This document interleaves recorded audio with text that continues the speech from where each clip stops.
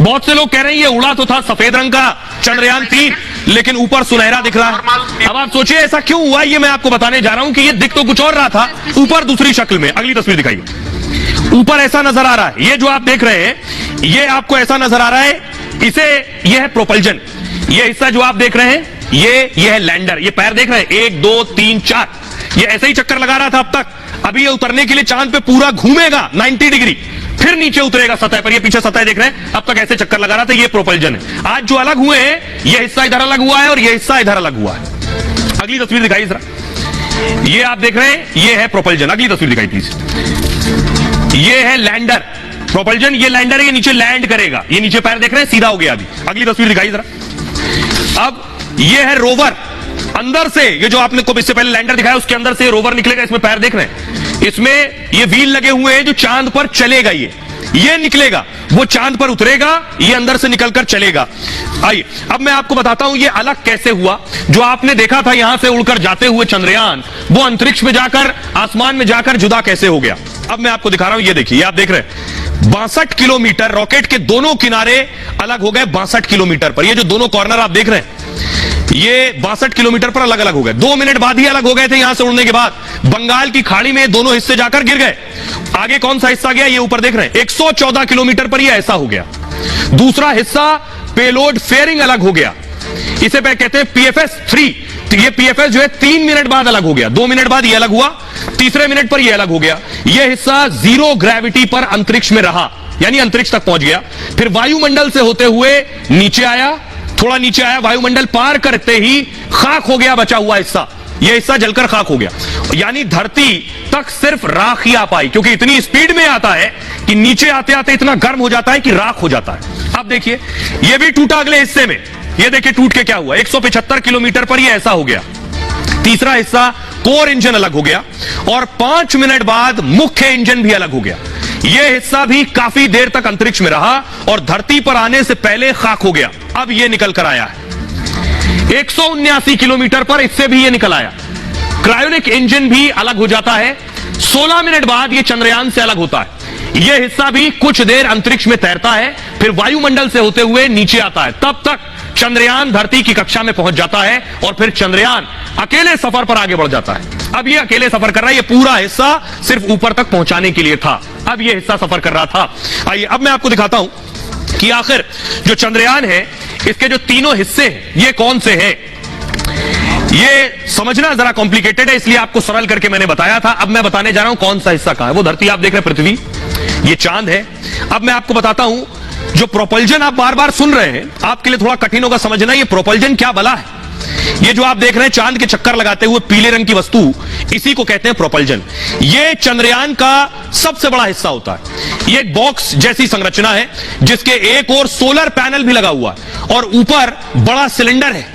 इसी सिलेंडर से अब तक लैंडर जुड़ा हुआ था। जो लैंडर मतलब जो लैंड करके चांद पर उतरेगा, यानी लैंडर और रोवर को अब तक इसी ने चलाया है और फिर चांद के 1000 किलोमीटर के पास की कक्षा में छोड़ दिया इसने। प्रोपल्जन मॉड्यूल खुद चांद पर नहीं जाता, ये चांद की 100 किलोमीटर की कक्षा में यह स्थापित हो जाएगा, यानी यह चांद पर नहीं जाने वाला है। यह 100 किलोमीटर पर रुका रहेगा। 6 महीने तक इसी कक्षा में यह चक्कर लगाता रहेगा। अब देखिए इसके आगे क्या है, मूव कीजिए इसे आगे। चंद्रमा की कक्षा से धरती का अध्ययन करेगा ये। अब आ जाइए, यह है विक्रम, यही निकला है इसके अंदर से प्रोपल्जन से। विक्रम लैंडर चंद्रयान का यह दूसरा बड़ा हिस्सा है। इसका वजन 1726 किलो का है और यह 4 पैर वाला स्पेसक्राफ्ट है। देखिए चांद पर उतरेगा यही। इसमें 4 इंजन और कई उपकरण लगे हुए हैं। ऑन बोर्ड सॉफ्टवेयर की मदद से चलेगा। इसमें एडवांस मीटर और कैमरे भी लगे हुए हैं। चांद की सतह पर यही लैंड करेगा। लैंड करने के बाद यह रुक जाएगा, सतह पर तापमान का अध्ययन करता रहेगा, यही खड़ा रहेगा, हिलेगा नहीं। चांद में प्लाज्मा का भी अध्ययन ये कर लेगा। 14 दिन तक चांद पर अध्ययन करेगा ये। अब इसके अंदर से निकलेगा ये रोवर, जो आप देख रहे हैं व्हील वाला, ये निकलेगा रोवर। चंद्रयान का तीसरा हिस्सा है। 6 पहिए वाले डिजाइन, वजन 26 किलो है इसका। अभी ये विक्रम लैंडर के अंदर ही है, अभी ये निकला नहीं है। लैंडर के चांद पर उतरने के बाद ये बाहर निकलेगा। रोवर ही चांद की सतह पर ये घूमेगा, सतह पर रसायन खनिज का पता करेगा, यानी चांद पर पानी का पता लगाएगा, मिट्टी और चट्टान की भी खोज करेगा ये। अब मैं आपको बताऊं भारत पर जानकारी कैसे मिलेगी। जानकारी मिलने का तरीका, वो रोवर देख रहे हैं जो चांद पर घूमेगा, व्हील वाला, ये सिग्नल भेजेगा इसको, ये जो लैंडर है, जो चांद पर खड़ा है पहले से, यहां से सिग्नल आएगा प्रोपल्जन पर जो चांद के चक्कर लगा रहा है, और वो जो चक्कर लगाने वाला प्रोपल्जन है वो भेजेगा इसरो को। ये है वहां से जानकारी आने का तरीका। हमारे साथ साइंटिस्ट जुड़ रहे हैं, उनसे हम बात करते हैं। हमारे साथ सीनियर साइंटिस्ट सृजन पाल जी जुड़ रहे हैं। सृजन पाल जी, जरा बताइए, हमने दर्शकों को समझा दिया, आप सरल भाषा में बताइए, ये लैंडर जो है ये कैसे उतरेगा चांद पर? जो विक्रम लैंडर है और उसके अगेंस्ट प्रज्ञान रोवर है, ये भी चक्कर लगाएगा, चंद्रमा के 2 चक्कर लगाएगा। अभी जो हमारी हाइट है, यानी चंद्रमा से जो ऊंचाई है, वो लगभग 150 से 170 किलोमीटर के बीच की हम एक ऑर्बिट बनाए हुए हैं। ये ऑर्बिट हमें घटाना है। ये ऑर्बिट घटा करके पहले चक्कर में हम 100 किलोमीटर बाय 100 किलोमीटर के ऑर्बिट पे ले आएंगे। अब हम चंद्रमा के और नजदीक आ गए। इसके बाद दूसरे चक्कर में हम 100 किलोमीटर बाय 30 किलोमीटर के चक्कर पे आ जाएंगे, और जब हम 30 किलोमीटर दूर की ऊंचाई पर चंद्रमा से होंगे, उस समय जो टेरर शुरू होता है, 30 मिनट का टेरर चालू होगा, और ये जो 30 किलोमीटर की ऊंचाई है, इससे वो गिरना शुरू होगा चंद्रमा के दक्षिणी ध्रुव की तरफ। जब ये 30 किलोमीटर की ऊंचाई से गिरना शुरू होगा, इस समय की जो स्पीड होगी वो करीब 6000 किलोमीटर प्रति घंटे की होगी, और गिरते गिरते जब 30 किलोमीटर कवर करना शुरू करेगा, उन 15-20 मिनट के बीच में उसको स्पीड घटा करके लगभग 10 किलोमीटर प्रति घंटे की स्पीड पे लाना होगा। उससे कुछ देर पहले भी, लैंडिंग से भी कुछ देर पहले होवर करना होता है, उसको रुकना होगा चंद्रमा से करीब 100 फीट की ऊंचाई पर रुक करके वो देखेगा चंद्रमा के सतह पर सब कुछ सही है, क्या यही सही है कि लैंडिंग की है, और फिर वो लैंड होना शुरू हो जाएगा। जैसे ही विक्रम लैंड होगा, उसके अंदर से प्रज्ञान रोवर कुछ देर में निकलेगा, थोड़ी धूल छटेगी और फिर प्रज्ञान रोवर निकलेगा।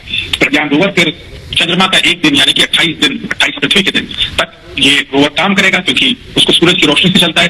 चंद्रमा पे दिन 28 दिन का होता है, रात भी 28 दिन की होती है, और इस वजह से जो रोवर है वो करीब 1 लूनर डे तक काम करेगा।